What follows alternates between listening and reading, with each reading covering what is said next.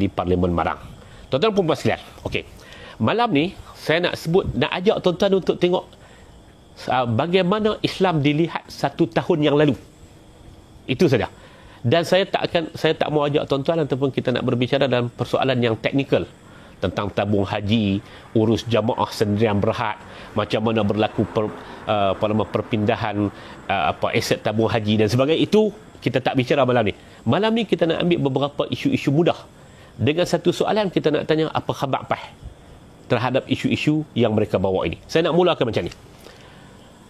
Bahagian yang pertama yang saya nak ajak tuan-tuan untuk sama-sama kita berfikir, dan sebenarnya ini akan menjadi sebahagian daripada perkara yang kita nak bawa ke tengah supaya masyarakat juga berfikir, dan pilihan raya berlaku bila pun pada waktu itu mereka akan buat keputusan untuk menolak kerajaan yang dalam kerajaan ni ada parti PAS di dalamnya, bersatu dan sebagainya. Okey. Saya nak sebut macam ni. Kalau tuan-tuan tengok sepanjang sejarah PAS ni, kita tak usah duk pi daripada yang lama-lama. Kita tengok paling kurang adalah sejak daripada tahun 2013. Bagaimana pandangan PAS terhadap orang lain? Macam mana PAS menilai orang lain? Orang lain tu sama ada orang lain yang bertentangan agama dengan mereka, yang tidak seagama dengan mereka, ataupun orang lain itu yang tidak sejamaah dengan mereka, tidak sekumpulan dengan mereka, tidak separti dengan mereka. Hak ni mukadimah. Tuan-tuan, mari kita tengok 2015 bila berlaku peristiwa Kuala Selangor. Dan sebelum itu, kalau 2013 bahkan awal sikit daripada itu, sebahagian daripada orang-orang dalam PAS mula memecah-mecahkan ahli PAS itu sendiri. Hak ni Ikram, hak ni Abim, hak ni cenderung ni dan sebagainya. Dia mula memecah-mecahkan orang itu sehingga dia meletakkan akhirnya yang paling tepat tu siapa? Yang asalah itu, yang asli PAS itu siapa? Orang yang menerima kepimpinan ulama. Kepimpinan ulama. Dengan dia turunkan darjat ulama itu sampai ulama itu turun ke kawasan-kawasan. Semua kawasan ada dewan ulamanya. Pada waktu itu namanya urusan ulama. Sekarang ni dah nama dewan, dianggotai oleh orang-orang yang disangkakan sebagai ulama duduk di situ, dan mereka mula memasukkan tarbiyah dalam pemikiran ataupun memasukkan fikrah dalam proses program-program tarbiyah terhadap orang-orang ini dengan mempertikaikan tentang fikrah orang-orang lain. Dia ni bekas jim, dia ni dia sebagainya. Itu sudah berlaku sejak daripada saya tak mau ajak tuan-tuan untuk ambil lebih jauh, tapi paling tidak kita ambil pada sekitar tahun 2013. 2015 bila berlaku satu perpecahan PAS untuk kesekian kalinya. Kita semua tahu sebelum tu ada parti Berjasa, serpihan daripada PAS, ada parti Hamim, serpihan daripada PAS, pernah ada Islah Bersatu, serpihan daripada PAS. Tapi 2015 dia berlaku dengan sekelompok pimpinan dijatuhkan dalam muktamar, dan setelah itu mereka pun menubuh sebuah parti yang namanya Parti Islam Se-Malaysia. Parti Amanah Negara. Mereka tubuh. Bila mereka tubuh Parti Amanah Negara, tuan-tuan tengok reaksi pada waktu itu yang menggambarkan macam mana pemikiran. Kita tak usah ambil yang sekadar bercakap di kampung-kampung ataupun bercakap di kedai-kedai kopi ataupun yang bawah-bawah dia cakap. Tak. Kita ambil yang taraf naib presiden. Sebagai contohnya apa yang disebut oleh naib presiden PAS ketika mana berceramah dalam satu kawasan di Kuala Kedah, dalam satu cawangan PAS di dalam kawasan Parlimen Kuala Kedah pada waktu itu, beliau menghentam orang yang nak tubuh ni dengan menyebut kata ini adalah kelompok yang memecahkan Islam, yang membawa Islam liberal, yang bawa pemikiran yang songsang dan sebagainya. Tuan-tuan, kita tak ambil hak jenis sekadar sembang di kedai kopi, sekadar duduk belah mai gua musang ke dungun ke. Hak tu hak bawah-bawah, hak tu taraf bawah. Tapi hak kita nak ambil ni hak ditulis ataupun dicatat oleh orang-orang yang kita anggap sebagai tokoh. Tuan-tuan, waktu penubuhan Parti Amanah Negara tu, antara lain ada orang bagi komen, mereka ini hendaklah dihapuskan. Mereka ini adalah kelompok yang menentang Islam. Bekas yang di-Pertua PAS kawasan, di satu kawasan di negeri Kedah Darul Aman. Yang orang panggil dia adalah Tuan Guru. Gelaran dia adalah Tuan Guru. Dia sebut betul. keluar dalam harakah pada waktu itu. Delete lama dah. 404 biasalah tu. Mereka dah delete setelah itu. Ada dakwaan-dakwaan yang seumpama ini. Oleh siapa? Oleh para tokoh. Kerana ini yang kita sebut kata pemikiran ni. Pemikiran PAS ialah kelompok yang benar itu adalah mereka. Lain daripada mereka anggap kata itu adalah kelompok yang salah. Itu adalah kelompok yang salah. Sekadar sembang kedai kopi Asun, sekadar sembang kod pekan Asun ke, kod Napor ke, Naka ke, sembang pekan pokok senar ke, ataupun duk sembang kod belah Jelai ke mana ke. Hak tu kita tak kira. Hak ni kita duk cerita ni, hak tulis dalam harakah, hak disebut dalam usrah-usrah dan sebagainya. Seorang tokoh besar PAS, lalu dia jadi tokoh besar PAS di sebuah markas Changlun. Pada waktu itu orang tanya, apa sikap kita terhadap amanah? Dia sebut, bagi tahu kat mereka, lakum dinukum waliyadin. Bagi kamu agama kamu, bagi kami agama kami. Lakum dinukum. Apa makna ad-din? Ad-din tu agama. Dia guna ayat tu, ayat dalam surah Al-Kafirun tu. Lakum dinukum waliyadin. Bagi kamu agama kamu, bagi kami agama kami. Tak berapa ketika lepas tu, bila dia naik pangkat, ucapan yang pertama dia diputik, dia sebut apa? Oh, dia sebut kata puak ni adalah Mu'tazilah moden. Mu'tazilah moden. Jadi tuan-tuan, tak kira lagi hak ketua timbalan ketua ulama Selangor yang pula menyebut kata puak ni adalah perikatan ahzab moden. Berdoa pula pergi bagi tahu kat Tuhan, ya Allah, ni puak-puak ni adalah perikatan moden, perikatan ahzab moden. Ketua perikatan ahzab moden pada waktu itu di Selangor adalah Azmin Ali, yang lah ni lepas kawan, dia jadi ketua lepas pula. Jadi ketua lepas pula di Selangor. Tuan-tuan, saya nak sebut ke tuan-tuan, ini cara fikir dia apa? Cara fikir dia apa? Kalau kata kita sederhanakan apa yang pernah disebut oleh Isam Al-Bashir, dia fenomena ni fenomena mendunia. Dia bukan sekadar fenomena yang sekadar berlaku di kita saja. Dia mendunia. Kalau ikut Profesor Isam Al-Bashir, Isam Al-Bashir adalah timbalan ketua kesatuan, timbalan Presiden Kesatuan Ulama Islam Sedunia yang berpengkalan di Qatar, dan beliau adalah orang Sudan, bekas Menteri Wakaf negara Sudan. Kalau ikut Syekh Isam Al-Bashir, dia kata pemikiran ni adalah pemikiran yang dia letak macam ni. Man kana ma'ana fahuwa qiddis wa man laysa ma'ana fahuwa iblis. Siapa yang bersama dengan kami, ni orang suci. Ini kira suci. Wa man laysa ma'ana fahuwa iblis. Selain daripada kami, hak tu semua iblis. Hak ni pemikiran yang cukup bahaya. Dan pemikiran ni ada tak kepada kawan-kawan PAS? Ada. Terutamanya sejak tahun 2015. Siapa keluar? Mereka akan sebut. Ni.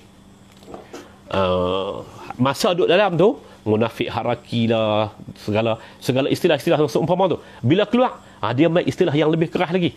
Istilah kata menjahanamkan Islam, musuh Islam, ahzab moden, macam-macam istilah. Mereka bawa main selepas daripada kita selepas berlakunya penubuhan Parti Amanah Negara. Itu saya nak cuba gambarkan kepada tuan-tuan, dan tuan-tuan semua tahu ini sekadar santai program sembang atas pelenggak 4 tam ni.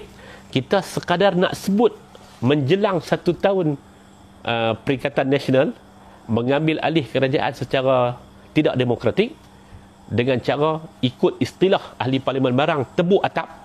Mungkin dia berasa tak apa nak syok lagi kalau sekadar sebut kata pintu belakang, tak apa nampak sempurna lagi kejahatan tu. Dia sebut kata tebuk atap. Dia sebut lagu tu. Nak bagi nampak kata memang gerombolan ni gerombolan lak semua ni. Dia sebut kata tebuk atap. Dia kata bukan melalui pintu belakang. Okey. Kita nak bertanya, selepas kira-kira setahun yang lalu, makna dia sebelum daripada 21 hari bulan Februari tahun 2020 naik ke atas sampai ke bulan tahun 2018 pertengahan. 2018 pertengahan sampai kepada tahun 2019. Apa dia kata kunci yang disebut oleh ustaz-ustaz PAS, para pemimpin PAS, tokoh-tokoh PAS, ceramah di merata tempat dan sebagainya? Apa kata kunci dia, Pak? Mereka akan sebut kata Islam terancam. Malam ni kita nak tanya hak tu ya tuan-tuan. Apa khabar Islam di Malaysia? Ikut neraca yang dibuat oleh PAS pada waktu itu. PAS kata Islam terancam di Malaysia pada waktu itu, tahun 2018 tengah sampai hujung 2019 sepenuhnya, dan juga sampai kira-kira 2 bulan ataupun 1 bulan 21 hari dalam tahun 2020. Apa mereka kata? Mereka kata pada waktu itu Islam terancam. Ini kata kunci. Kalau di Kedah ni ada masjid-masjid yang popular. Masjid yang popular. Saya tengok satu rakaman khutbah petang tadi yang disampaikan oleh ustaz, salah seorang ustaz di negeri Pulau Pinang. Bagaimana dia menggambarkan ini kita ni dah duduk di sedekat dengan keadaan sama dengan Palestin. Makna Islam cukup teruk lah. Islam duduk dalam keadaan yang cukup tertekan lah. Tuan-tuan, kalau tuan-tuan tak ambil tindakan, kalau tuan-tuan tak buat tindakan untuk menyelamatkan Islam, tak tahulah Islam nak jadi macam mana ni. Ustaz tu sebut di sebuah masjid dalam Parlimen Padang Serai di Kedah. Ada satu orang lagi ustaz sebut di sebuah masjid di Jitera. Dia menyebut, dia kata apa yang berlaku pada tahun 2018 tu, pilihan raya itu adalah salah bahagian daripada perancangan Islam Amerika. Allahu Akbar. Tuan-tuan, 2018 tu digambar Islam ni, Allahu Akbar. Bahkan disebut, bila sebut nak kuat lagi, nak bagi ahli-ahli PAS ni semangat takbir ni, yuriduna liyutfi'u nurallahi biafwahihim wallahu mutimmu nurihi walau karihal kafirun.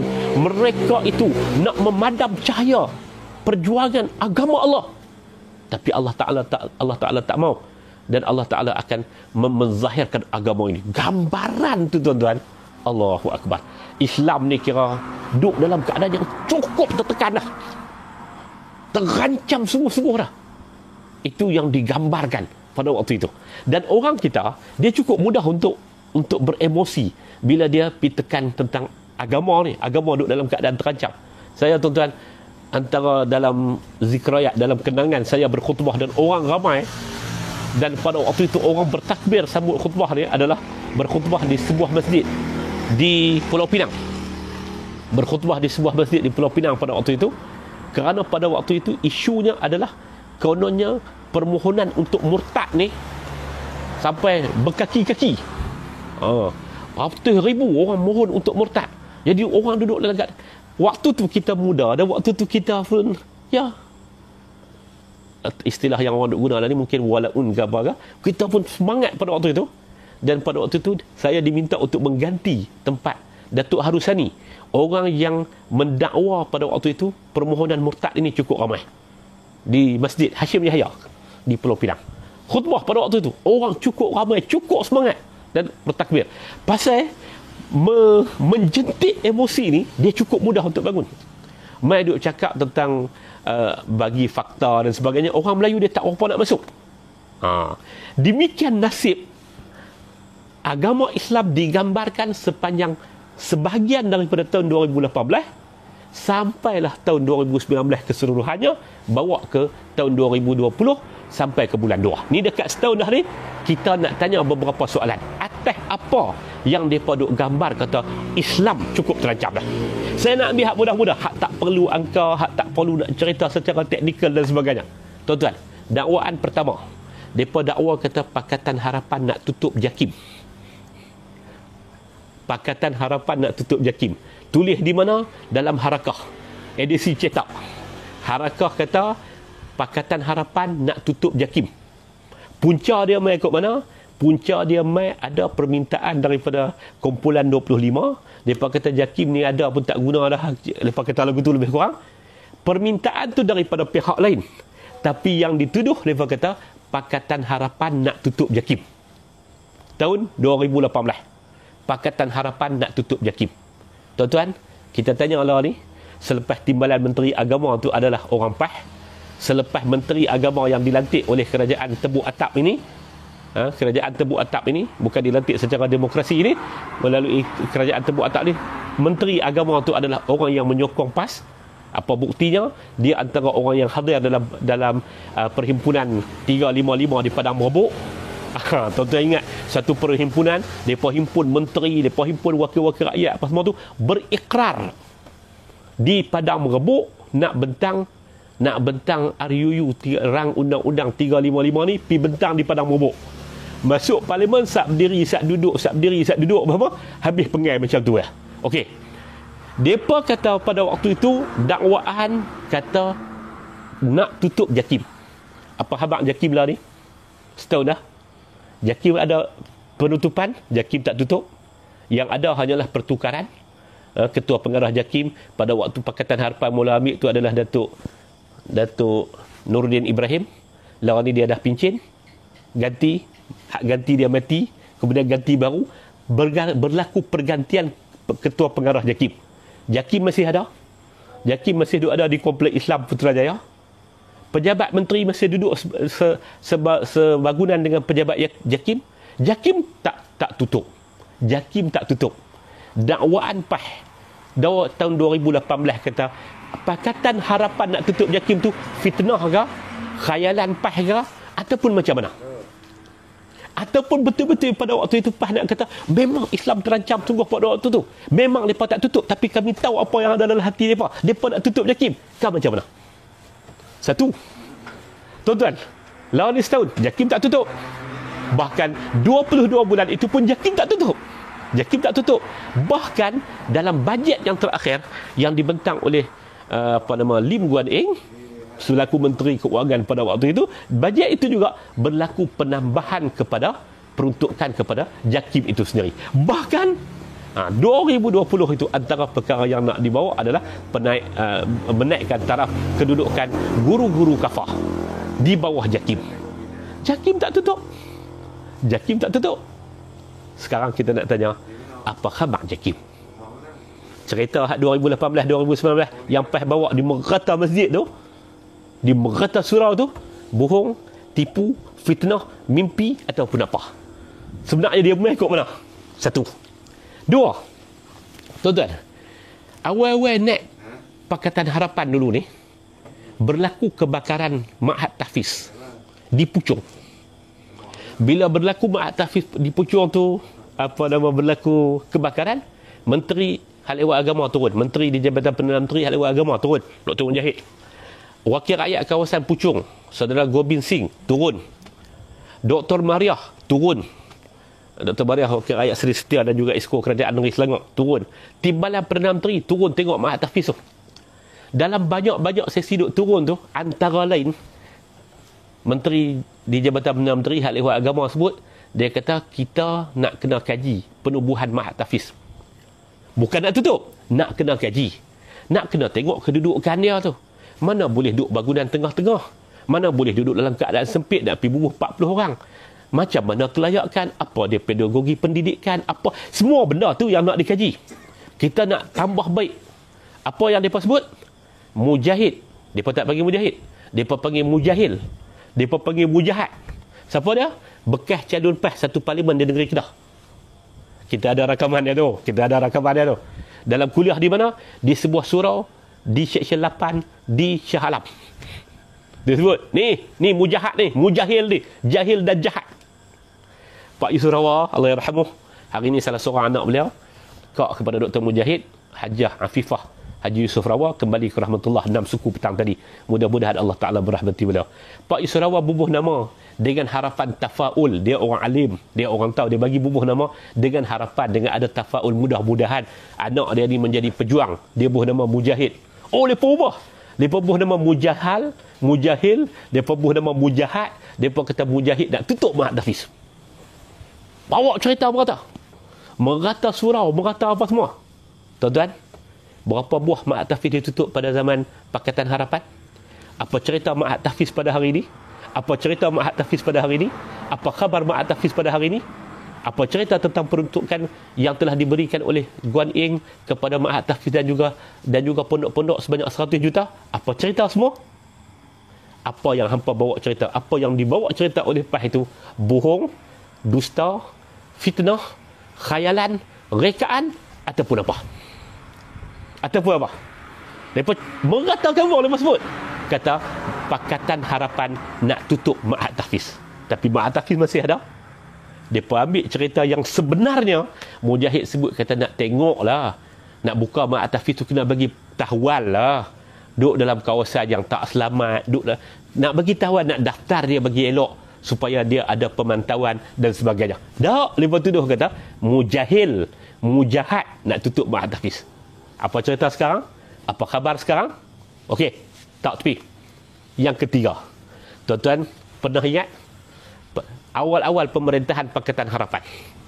Awal-awal pemerintahan Pakatan Harapan, waktu tu geng-geng LGBT Pondan Arai, Darai ni mai jumpa dengan Dr. Mujahid. Mai jumpa dengan Dr. Mujahid di Kompleks Islam di Pejabat Menteri. Mai jumpa. Pasal apa nak jumpa? Mereka nak mengemukakan beberapa perkara. Kata kunci dia, mereka kata apa? Merata surau. Ceramah merata. Mereka kata Mujahid, ataupun mereka guna nama yang mereka kata terhadap Mujahad dan Mujahil ni, nak iktiraf LGBT. Mujahid sebut, kata kita jumpa kerana kita iktiraf kewujudan mereka. Mereka tu rakyat Malaysia. Bukan iktiraf mereka tu betul ataupun mereka tu salah. Tak. Cuma kita nak iktiraf kewujudan mereka. Mereka tu makhluk Tuhan. Mereka rakyat Malaysia. Mereka ada IC Malaysia.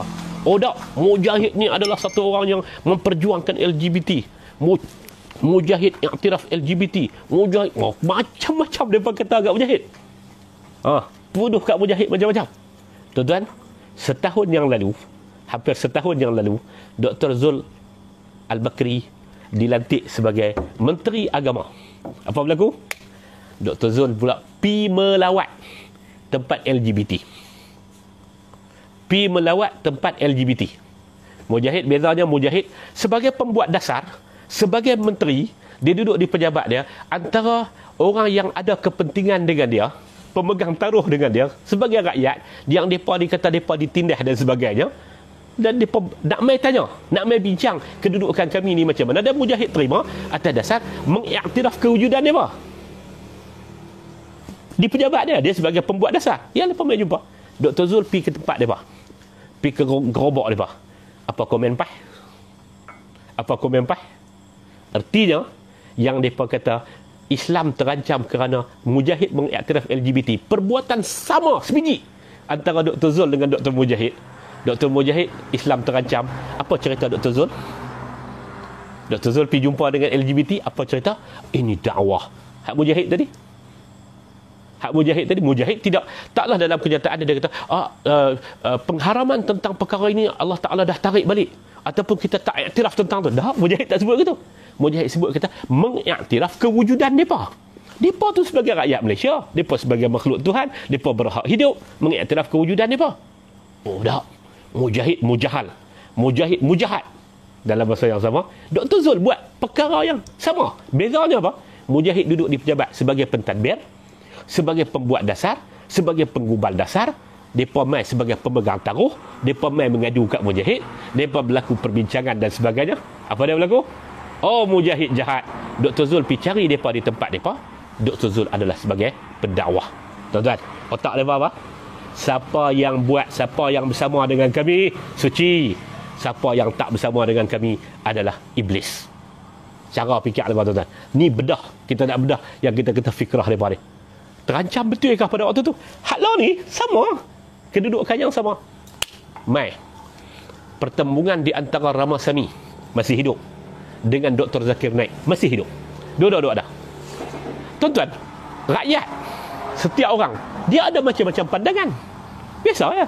Ramasami, law ni pandangan dia kalau tanya sama ya dengan pandangan dia 2 tahun lepas. Sama ya.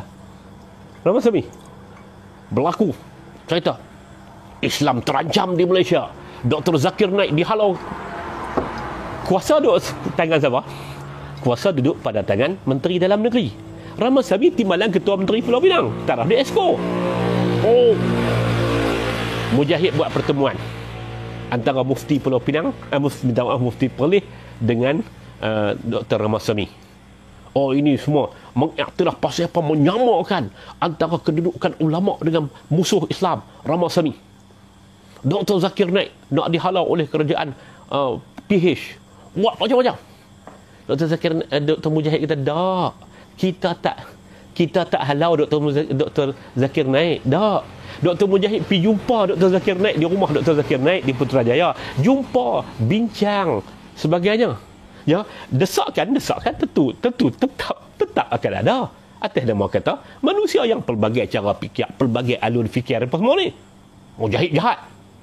Dr. Zakir Naik ada sampai hari ini. Dr. Zakir Naik ada sampai hari ini. Ramasami masih ada sampai hari ini. Cara fikir Ramasami boleh jadi sama dengan 2 tahun lepas.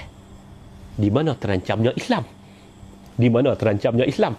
Akhir tahun 2019, Sajat pergi ke Mekah. Yang P tu Mat Sajat. Yang P tu Mat Sajat. Yang salah siapa? Harakah Daily tulis kenyataan yang dikeluarkan oleh AJK PAS Pusat. Siapa yang salah? Yang salah adalah Mujahid. Mujahid tak jaga agama. Mujahid macam tu. Mujahid macam ni. Mujahid ni bagi muka sangat. Yang bagi visa dia pi umrah adalah kerajaan Saudi. Yang bagi visa. Yang bawa wallahu alam syarikat siapa? Yang bawa tu. Yang salah siapa? Yang salah Mujahid. Mujahid bagi muka sangat. Mujahid nak jaga macam mana? Itu di bawah kuasa kedutaan Arab Saudi. Mujahid. Mujahid ni tu bala Allah Taala akan mai. Bala. Mat Sajat hidup sampai lah. Mat Sajat hidup sampai lah. Zaman Dr. Zul ni pula, Mat Sajat buat lebih daripada tu. Zaman PAS duduk dalam kerajaan tu, Mat Sajat buat macam-macam lagi.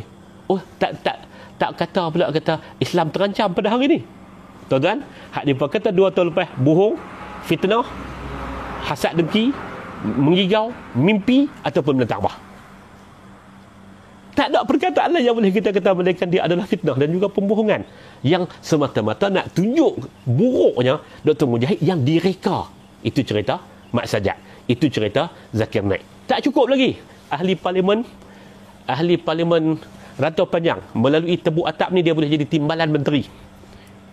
Timbalan menteri. Dia bercakap sampai lemah-lemah, sampai lenguh-lenguh punya bercakap.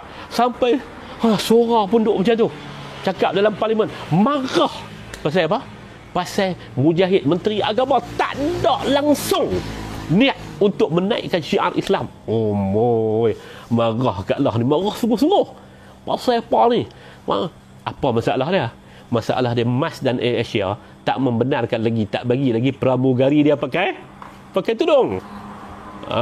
Malindo, Firefly. Tuan-tuan, law ni sepanjang zaman pemerintahan Perikatan Nasional ni, Kerajaan Tebu Atap, Perdana Menteri 107 ni, Perdana Menteri Darurat ni, tuan-tuan, sepanjang pemerintahan mereka kapal terbang kurang berjalan. Tapi masih berjalan.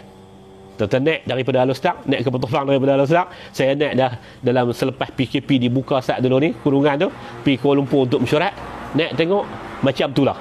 Terbelah daripada bawah sampai atas. Pak Yazid duk kata, Allah yarham Pak Yazid duk kata halal, haram tu masih duk berlaku lagi. Itulah pakaian pramugari kita. Tak tambah apa? Tak tambah apa? Di mana suara Kak lah ni, Islam terancam pasal pramugari tak pakai tudung. Pramugari tak pakai tudung tu Islam terancam. Siapa kata? Kak lah. Jawatankuasa PAS Pusat, ahli parlimen kawasan Rantau Panjang. Islam terancam. Terancamnya Islam. Lah ni apa cerita? Apa habaq Kak lah? Kak lah duk kelang kabut beli ni. Beli kambing, beli beri-biri. Kak lah duk kelang kabut gitu. Kak lah, apa cerita menteri Kak lah? Menteri Kak lah tidak bertabarus ke 2 3 4 hari ni Kak lah?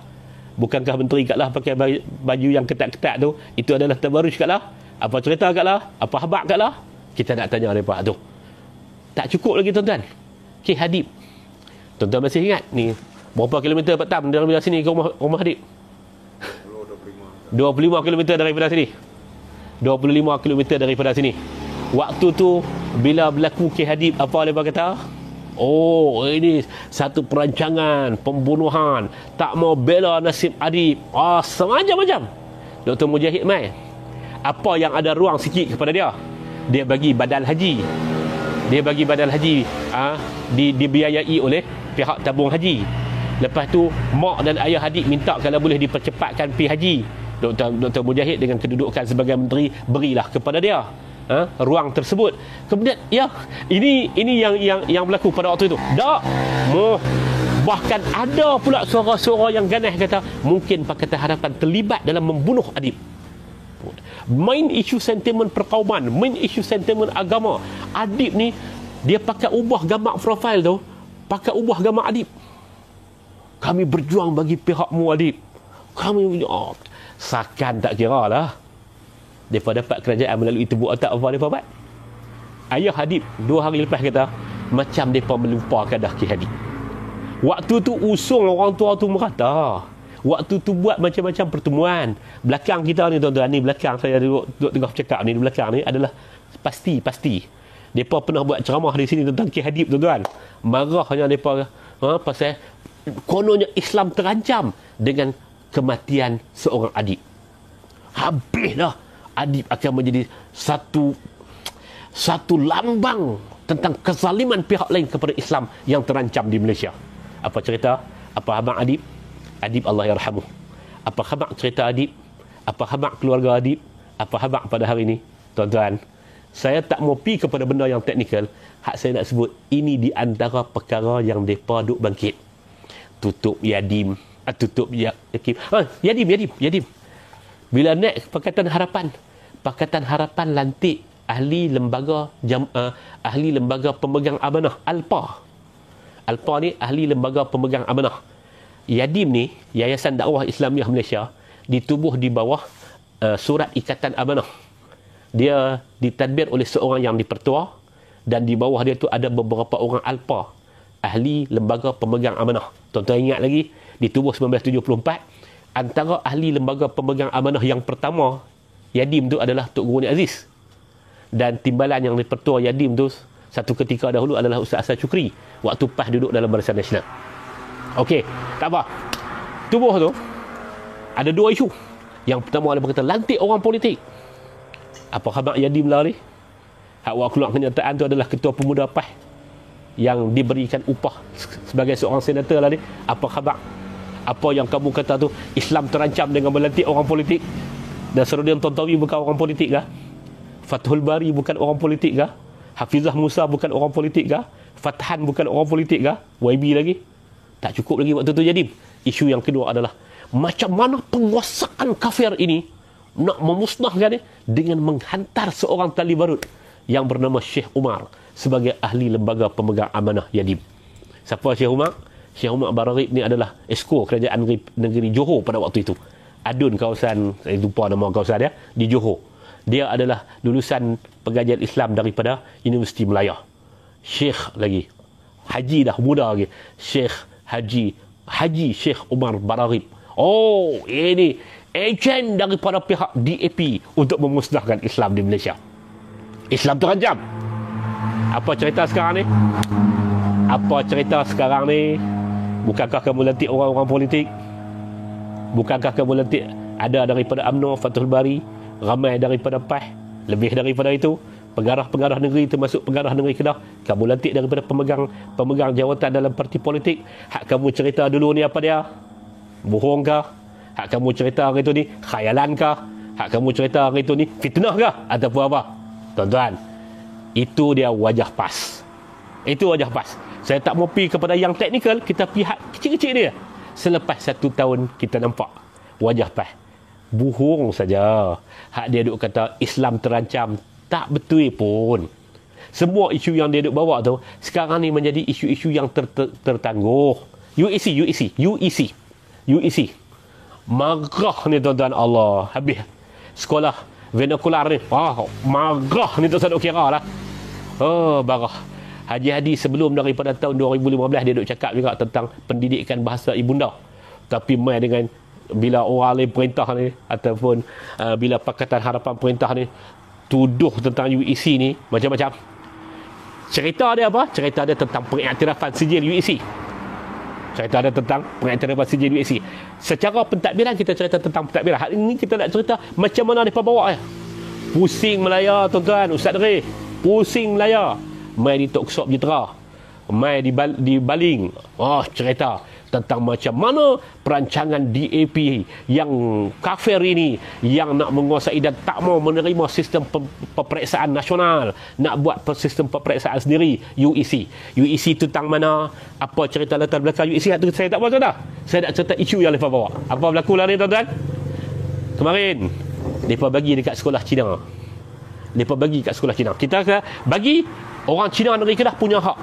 3 buah sekolah Cina negeri Kedah diberikan peruntukan oleh kerajaan negeri Kedah Darul Aman yang 2 tahun lepas berdemonstrasi di depan masjid di Sungai Petani marah dekat UEC.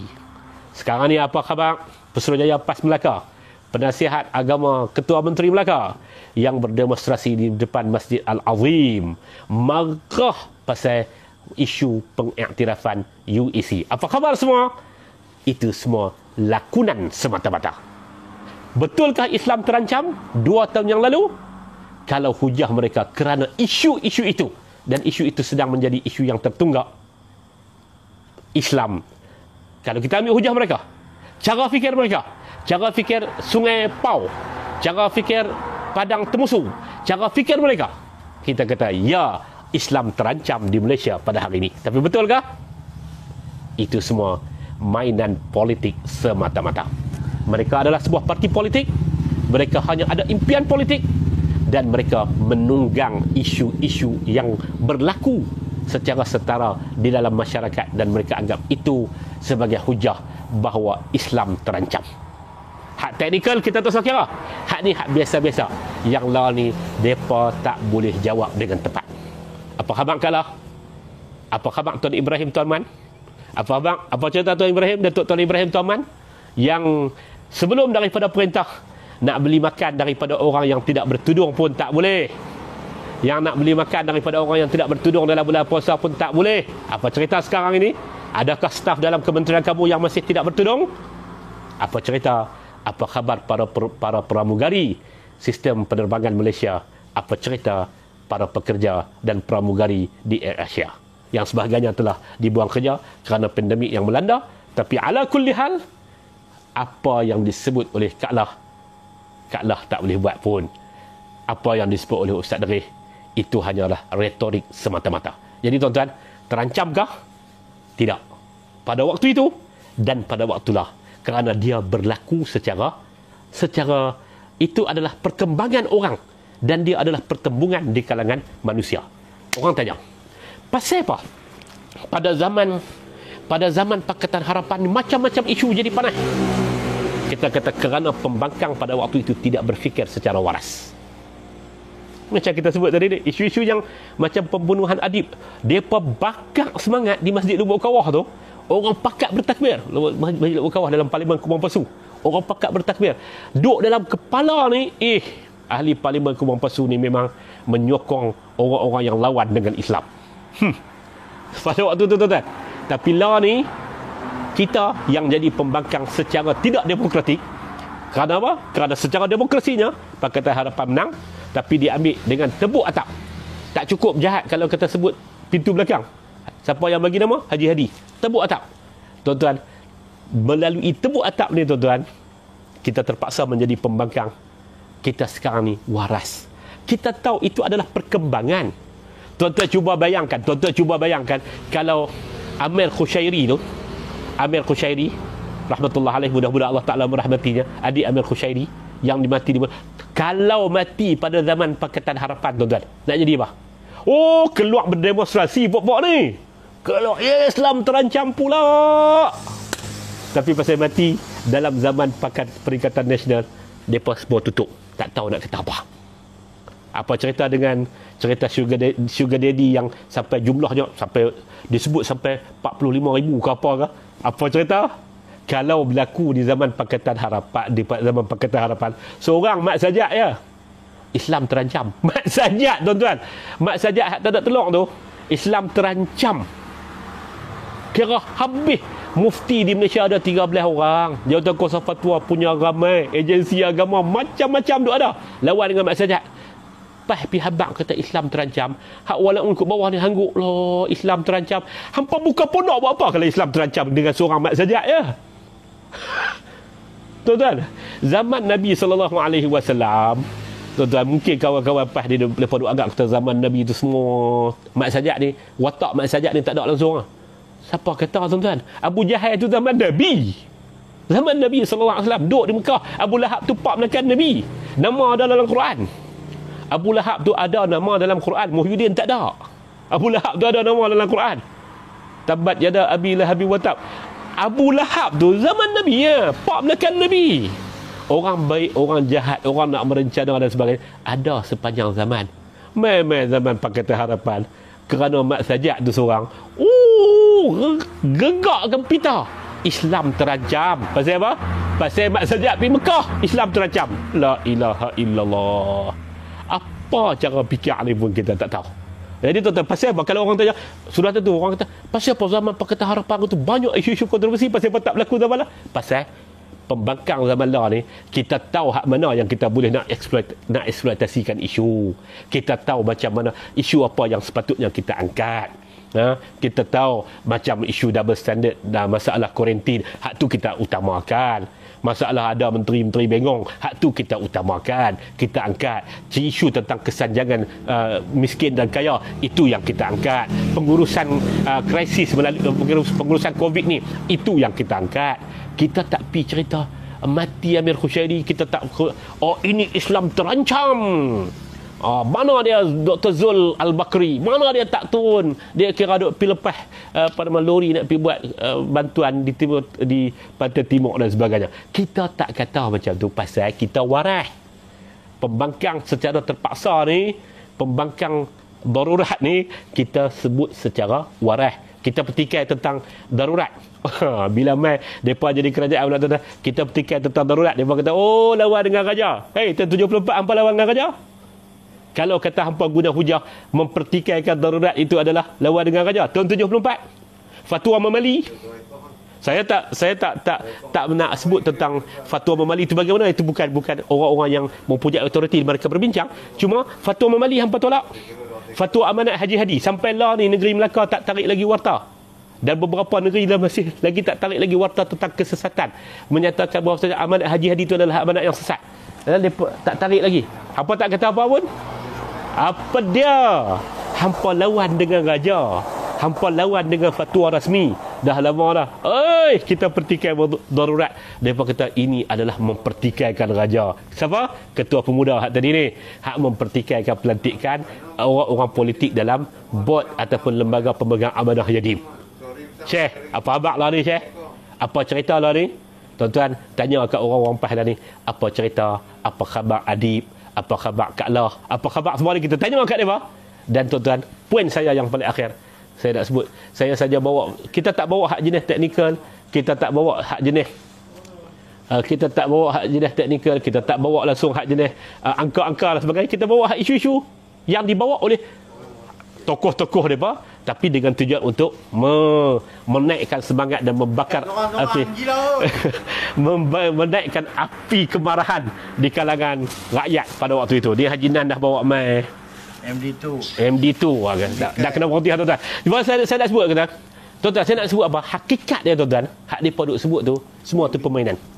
Semua tu pembohongan. Semua tu adalah fitnah. Kalau kata depa kata, "Dok, ini adalah hakikat." Tunjuk kat kami. Tunjuk kat kita apa dia usaha hampa, apa dia.